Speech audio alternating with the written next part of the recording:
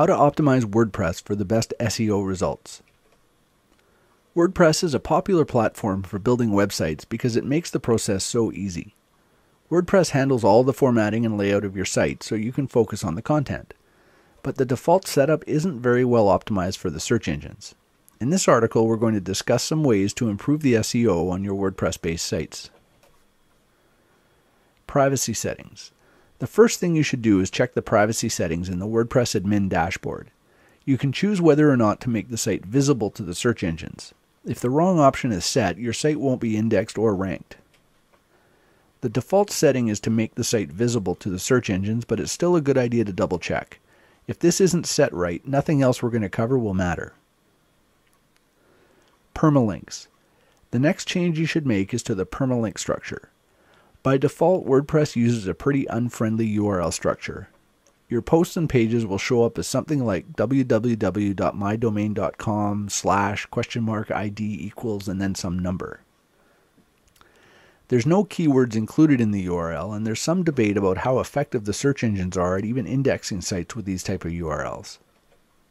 Instead, you should change the permalink structure to include keywords. You can make this change in the permalink setting page and set it to something like what's shown on the screen here.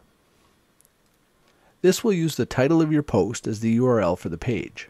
For example, if your post title is My First Post, the URL would be mydomain.com/myfirstpost. This will ensure that you get the keywords in your URL, assuming that you use them in the post title. SEO plugins. Another important step to improving the SEO on your site is installing an SEO WordPress plugin. There are several of them available, but the most commonly used plugin is called All-in-One SEO. This plugin will optimize the HTML tags on each page, title tag, meta tags, and so on, using the post title and the content of the post itself.